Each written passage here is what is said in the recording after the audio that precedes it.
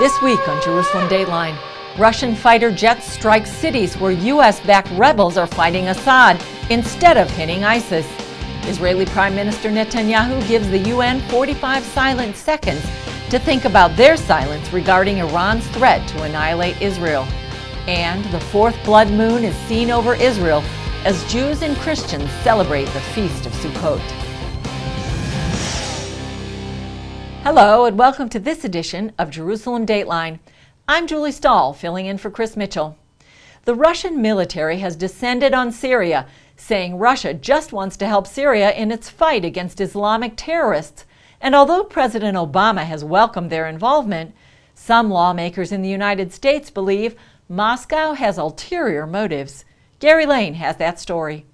Russian fighter jets strike deep into the heart of Syria.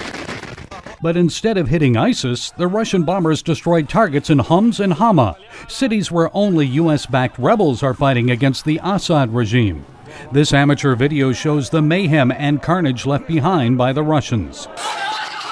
The Russians provided only an hour advance warning of the airstrikes. That potentially endangered American pilots already in Syrian airspace. President Obama and Secretary of State John Kerry say they welcome Russian efforts to defeat ISIS. But while the Russians insisted they hit 20 Islamic State targets, including a command center, U.S. Defense Secretary Ash Carter questioned their motives. It does appear that they were in areas where there probably were not ISIL forces, and that is precisely one of the problems with this whole approach. So it now appears Russia has entered Syria only to help prop up Bashar al-Assad's dwindling regime. Some members of the president's own party are questioning the decision that gave Russia that green light to join the fight. The problem with Russia is we do not trust their motives. They are propping up Assad, who is a barbaric and tyrant leader of Syria. Some of the worst criticism came from Republican Senator John McCain, who said Russia has gained a foothold in Syria because of President Obama's retreat from the Middle East.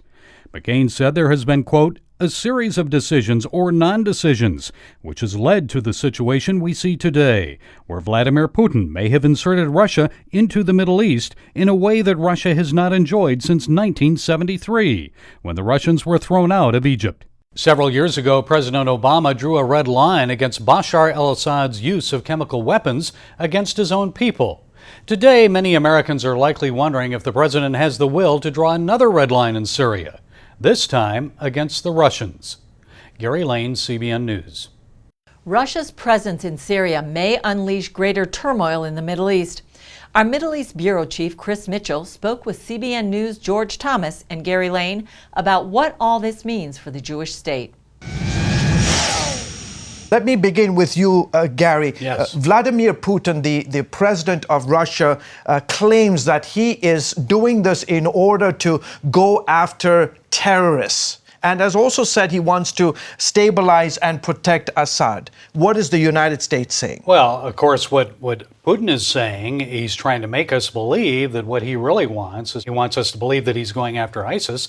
But there's some indication, George, that he actually hit non-ISIS groups, rebel groups that are fighting Assad. What he really wants is to keep Assad in power, or at least the family in power. Yeah, as Gary mentioned, in fact, the Associated Press is actually reporting that a moderate Western-backed Syrian rebel group says one of its leading officers has been killed in the Russian airstrikes happening in Homs. As you know, Chris, ISIS is not in Homs. Why is Russia going after Homs? Why is it going after rebels that the CIA has been training and funding?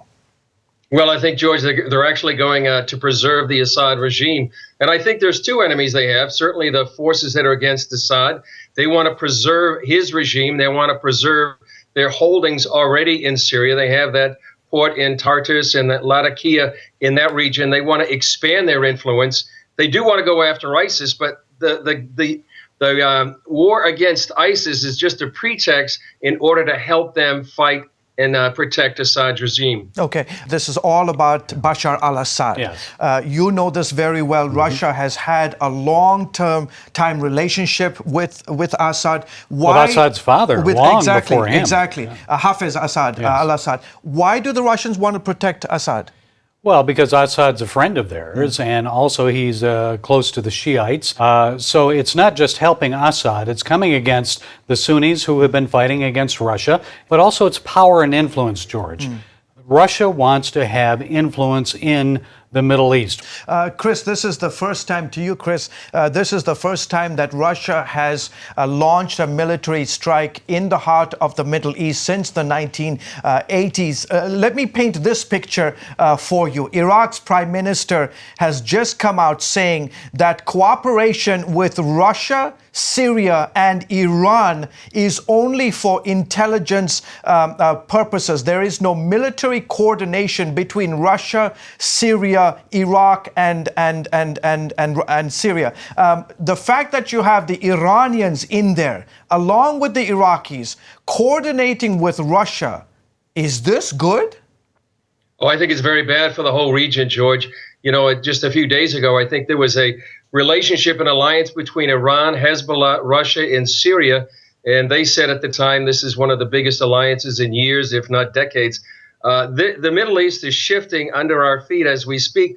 And I have to say that I think you'd agree that this is because of a vacuum left by the United States of America. They had the opportunity to go in there years ago and do what they could against either the Assad regime when the Syrian civil war started, or against ISIS in the last year or so. But they've been timid and they haven't had to use the power that they could have. And the allies in the region, Israel, Saudi Arabia, Jordanians, and the Egyptians, they all are terrified, I think, at what's happening right now by the lack of the U.S. leadership. Chris Mitchell in Jerusalem, sir, thank you so much for your insights. Glad that you are back safe. And Gary Lane, thank you again and welcome back home. Thank you. Israeli Prime Minister Benjamin Netanyahu told the United Nations they should check their enthusiasm over the Iranian nuclear deal at the door. This deal doesn't make peace more likely. By fueling Iran's aggressions with billions of dollars in sanctions relief, it makes war more likely. Netanyahu has urged the international community to rein in Iran for years, but without success. He also chided the world body for remaining silent while Iran threatens Israel's destruction. For effect, he stood silently for 45 seconds during his address. Netanyahu also said he is prepared to resume peace talks with the Palestinians immediately. Shortly after his speech, Palestinian terrorists murdered an Israeli mother and father in a drive-by shooting on their car. Their 4 sons, aged 4 months to 9 years, witnessed the killing from the back seat. Netanyahu blamed Palestinian incitement against Israel over the Temple Mount for the terror attack. The attack came just 1 day after Palestinian President Mahmoud Abbas told world leaders at the UN he no longer has to abide by the agreements that paved the road for a 2-state solution with Israel. Abbas's statements came as the Palestinians were allowed to raise their flag at the United Nations headquarters for the first time.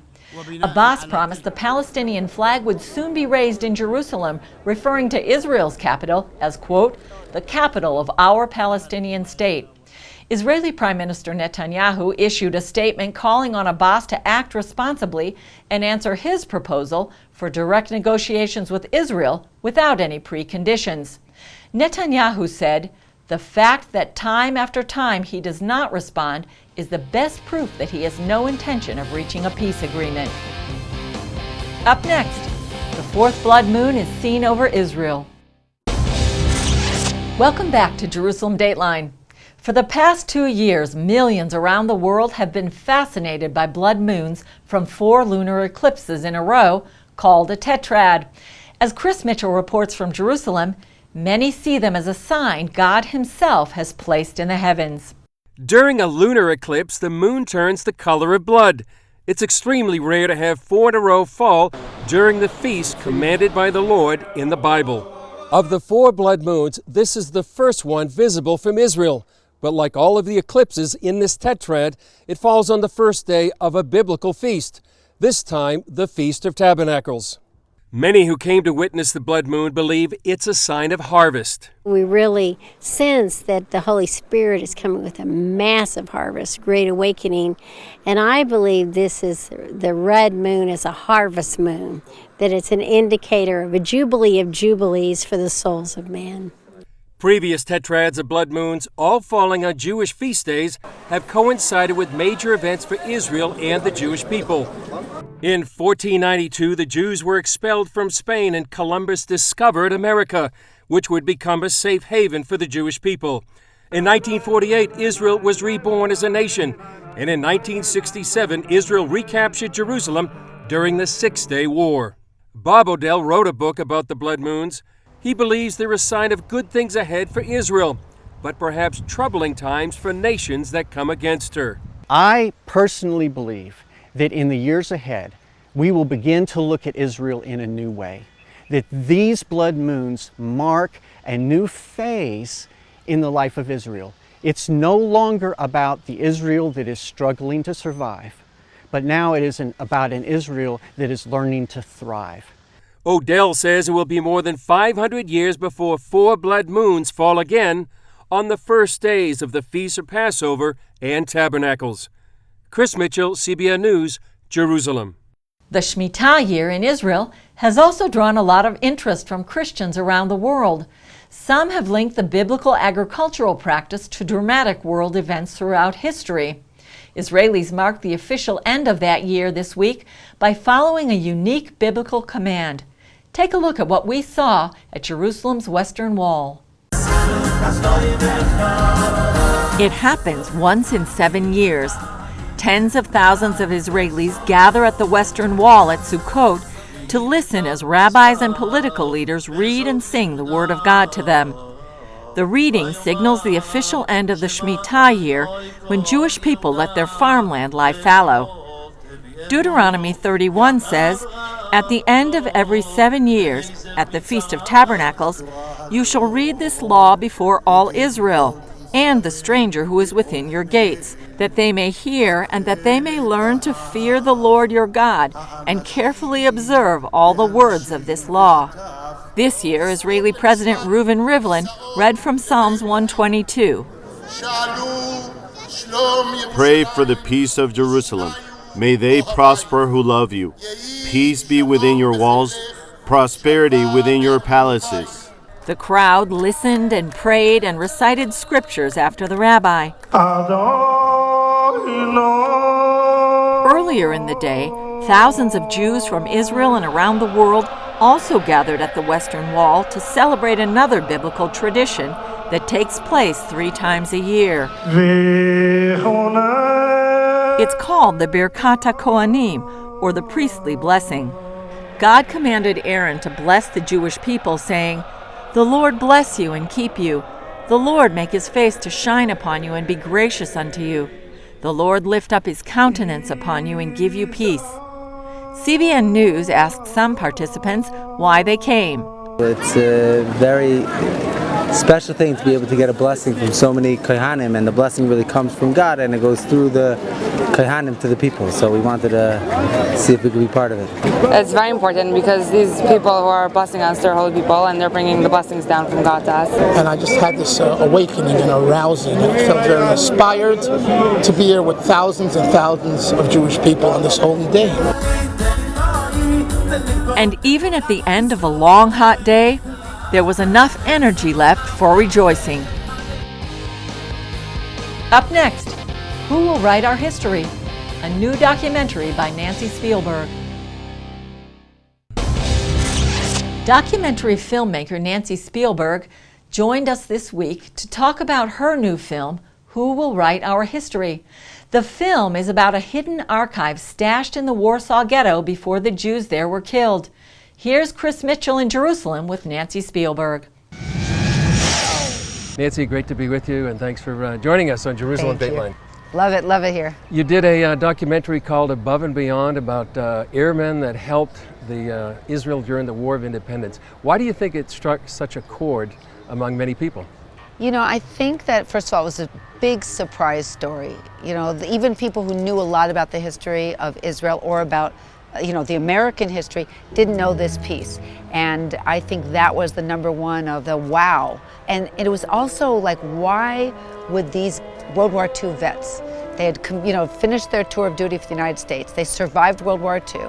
What possessed them to pick up and go and fight again in another person's war. And I think that's, question perplexed people. And I think that's probably why it grabbed their attention. And what did possess them? They saw the survivors coming out of the camps, coming into Israel, which was newly established as a state, and walking into a potential genocide. Israel was attacked on all fronts in 1948 by all the surrounding countries. And I think they felt this was part of their duty from World War II to secure not just the release from the camps, but their tour, their trip home. And you've showed it here in Israel to members of the IDF. What kind of reaction have you had? Well, I was really nervous about the Israeli audience because, I am telling their history, but they're really not the stars of this film. It's really, this documentary is really about the Americans. But they were so emotional and very, very grateful. So I think it went over very well. And the commander of the Air Force here in Israel actually would like it to be a part of all the pilots' training courses, that they should know their roots. Yeah. Speaking of history, you're preparing another documentary about who will write our history. Tell us about that. Again, Roberta Grossman, who's the director of Above and Beyond, had found this book, Who Will Write Our History, and had bought the movie rights 7 years ago. And that actually, I pulled her away to do Above and Beyond, and the whole time we were filming, she said, but I'm doing that, you've got to hear about this other story, about a group of people that saw the writing on the wall. They knew they would not survive, most likely, the Warsaw Ghetto. And they said, if we do not collect and write our histories, our history will be written by the Germans and we will no longer exist. And they gathered up diaries and they wrote journals and they had children write essays and they had poems and recipes and every aspect of life and death in the Warsaw Ghetto. And then they wrote their last will and testimonies and they buried these in milk cans and tin boxes, literally as the Germans were pounding on the door.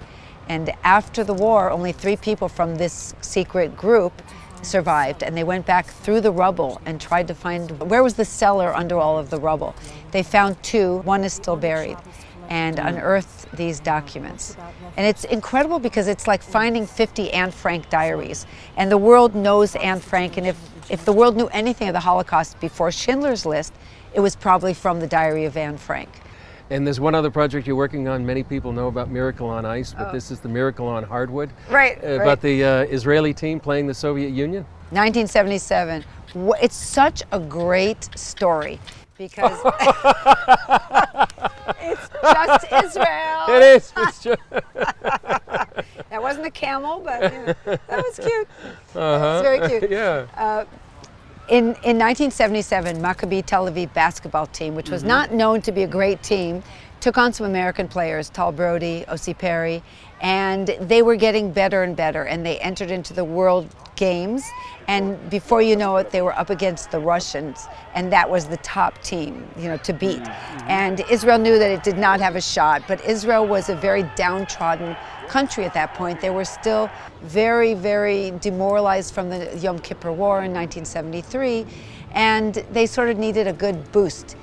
And it turned out that they actually won a game against the Soviet Army's team, and when they won, the entire country here, the streets were quiet, everybody watched the game, and Tal Brody, the captain of the team, when they won, he said, "Anachnu ala mapa," we are on the map. Israel's on the map, not just in basketball, but everything. Yeah. And it's just such a great sports story. It's a David and Goliath story. Yeah, that's what I was going to say. It's a David and Goliath story. At this time in history and Israel's history, how important do you think it is that Israel gets support from Christians around the world? This is the time that we need all of Israel's friends banded together, because the other forces that are out there are so strong, and they're not just anti-Israel, anti-Jewish, many of them are anti-American. So I think we fool ourselves when we say this is just, we have a lot of problems going on with ISIS, with Hezbollah, with Hamas, with all of these factions that want to just take us out. And I think that we need to bond together. I think people that believe in God and have a faith and believe in treating each other the right way are those that stay together to build a better world. Well, Kol HaKavod, well done. Thank you so much. Thank you, Nancy, for being with us. I'm thrilled to be here. Thank you, Chris. Thanks. Coming up, dress rehearsal for the Book of Zechariah. Welcome back. As Israel faces pressure from all sides, it needs more support from its friends than ever. That help is coming from evangelical Christians around the world. Here's what we heard when we visited the Christian Embassy's Feast of Tabernacles celebration this year in Jerusalem.